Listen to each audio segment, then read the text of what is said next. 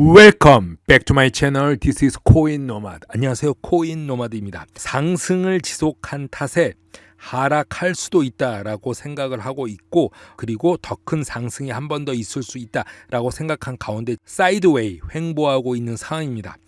리플의 새로운 시장 보고서에서 미국 증권거래위원회 SEC와 지속적인 법정 분쟁에도 불구하고 전년 대비 급격한 성장을 보였다고 보고하고 있습니다. 2022년 2분기에 온 디맨드 유동성 ODL이라는 결제 상품이 XRP 기반의 국제 간 결제 제품으로 거래량이 전년 대비 9배나 증가했다고 나타나고 있습니다. 고객이 네트워크에서 더 많은 양의 자금 흐름과 대량 지불을 통해서 기존 송금과 개별 결제를 넘어서 사용 사례의 ODL을 계속 확증하고 있다고 보고 있습니다.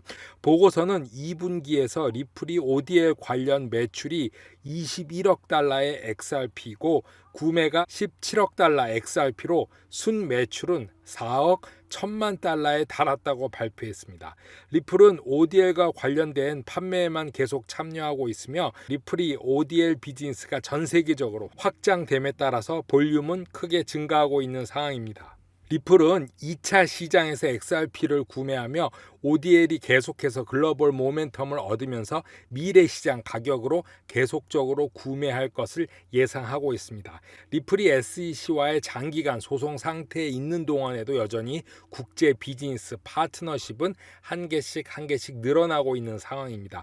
리플이 최근 싱가포르 기반 결제 솔루션 제공업체 포모페이와 제휴를 했고 ODL을 사용함으로써 국경 간의 크로스 보더 페이먼트로 재무 흐름이 개선될 것으로 보고 있습니다. 3월에는 ODL을 사용해서 크로스 보더 페이먼트를 하는 리투아니아의 핀테크 회사 핀시아 제휴를 했고, 지난 9월에는 중앙은행 디지털 통화 CBDC를 만들기 위해 부탄과 협력하고 11월 달에는 정부 지원 스테이블 코인을 개발하고 국경 간 송금을 위해서 팔라우 공화국과 파트너십을 맺는 등 작년부터 지금까지 끊이지 않고 활동을 이어가고 있습니다.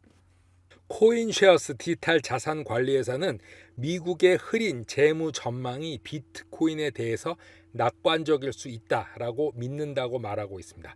미국의 경제가 안 좋은 게 비트코인에는 더 좋을 수 있다라고 말하는데, 경제 요인과 정부 정책의 결정의 합류가 경기 침체의 현실이 시작됨에 따라 비트코인의 성능이 다른 투자 자산들과는 다르게 보이기 시작할 거다라고 말하고 있습니다. 미국 연준이 여름까지 계속해서 금리를 인상할 것으로 생각하지만 그 이후에는 경제 성장에 대한 더 부드러운 전망을 채택하여 상당한 달러 약세를 촉발할 가능성이 있다고 믿는다고 말했습니다. 자, 달러가 약세가 되면 비트코인이 상승하겠죠. 연준이 인플레이션을 억제할 수가 없고 달러 강세가 약해진다면 비트코인은 상승할 것으로 예상하며, 경제 상황의 악화로 성장 주식이 더 큰 타격을 입을 것이라고 지적했습니다. 즉, 테크 주식들은 계속해서 더 하락할 것이지만 비트코인은 테크와 분리돼서 상승할 것이다. 왜냐하면 달러가 더 이상 강한 힘을 발휘하지 못하기 때문이죠. 비트코인 가격이 성장 주식에 분기할 가능성이 높고 정책 실수가 있을 가능성이 높다고 생각하며, 비둘기파적인 연준과 이 달러의 약세에 혜택을 받을 것이며, 이거는 이제 비트코인의 좋은 말이고요. 부자는 경기 침체나 스태그플레이션에 직면했을 때는 비트코인도 실적이 약간 저조할 거다. 코인쉐어는 연준이 올해만 4번의 금리 인상에도 불구하고 비트코인은 반등하지 않았지만 비트코인은 어느 때 투자자들에게 가격 보상을 해줄 것이라고 말하고 있습니다. 비트코인 가격 성과는 공격적인 연준의 직면에서 약해졌지만 현재의 하락은 오래가지 못할 것이다라고 말하고 있습니다. 최신 통찰력은 코인쉐어가 경기 침체가 비트코인 가격 전망에 어떤 영향을 미칠 것인가에 대해서 길게 논의한 끝에 2달 만에 나온 것으로 보이는데요. 코인쉐어는 금리 인상과 미국 달러 강세가 비트코인 가치 평가에 미치는 영향을 측정하면서 유가와 최근 암호화폐 시장의 혼란을 주목했습니다. 비트코인은 이제 미국 달러와 잘 정립된 역상 관계를 가지고 있고 새로운 가치 저장의 특성이 있고 이자율에 매우 민감하다고 말하는데, 비트코인과 금의 상관관계는 지금 하락했지만 비트코인과 금은 점점 관계가 없어지고, 특히 미국 주식 성장주와 같은 금리에 민감한 주식과의 상관관계가 크게 작용했다고 말하고 있습니다. 나스닥과 커플링 되어서 나아가고 있죠. 이것도 이제 벗어날 거라고 보는데요. 코인쉐어는 또한 비트코인이 성장 자산이자 새로운 가치 저장소라고 언급하면서 미국 주식과의 유사성이 시간이 지남에 따라 감소할 것도 예측했습니다. 분석적 결론은 안타깝게도 슬프게도 미국과 전 세계는 2023년 내년에 경기 쇠퇴에 빠질 가능성이 높다고 보고, 아마도 스태그플레이션으로 경기 침체가 이어지지 않을까 조심스럽게 생각해 본다고 말하고 있습니다. 하지만 유동성 함정이 실제로 중앙은행을 장악하기 있기 때문에 비트코인은 이런 통화 정책 혼란에 직면한 좋은 보험 정책이라고 믿는다고 끝을 마무리하고 있습니다.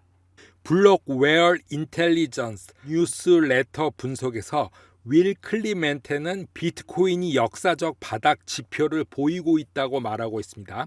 크립토 시총 기준으로 가장 큰 테더 USDT와 USDC 서클사 코인 시총을 두 개를 합한 것을 보면은 두 스테이블 코인 시총이 전체 시장에 비해 낮을 때 새로운 구매자가 제한적이기 때문에 최고점에 가까울 수 있다고 말합니다. 자, 차트를 보시면 이 차트는 USDT랑 USDC의 시가총액을 합한 것을 전체 크립토 시장의 시총으로 나눈 것입니다.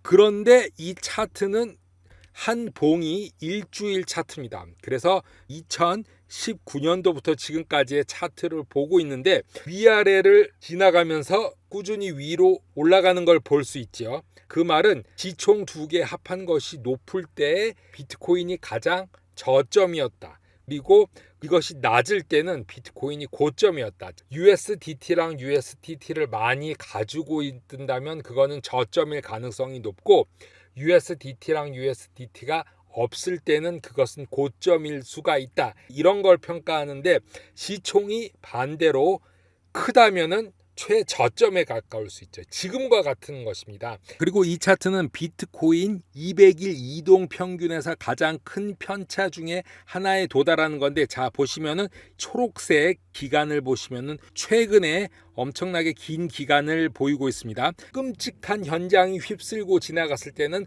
초록색이 지금 보이고 있는데 그게 더 이상 길어질 수 없다. 그 말은 바닥이 더 이상 지속될 수는 없다는 얘기입니다. 극단적인 지속 하락은 나타나기 힘든 편차 수준이라고 말하고 있습니다. 더 하락할 수도 있겠죠. 하지만 그 시간이 얼마 남지 않았다라고 클레멘테는 얘기하고 있습니다. 코인 노마드 오늘은 여기까지 하겠습니다. 감사합니다.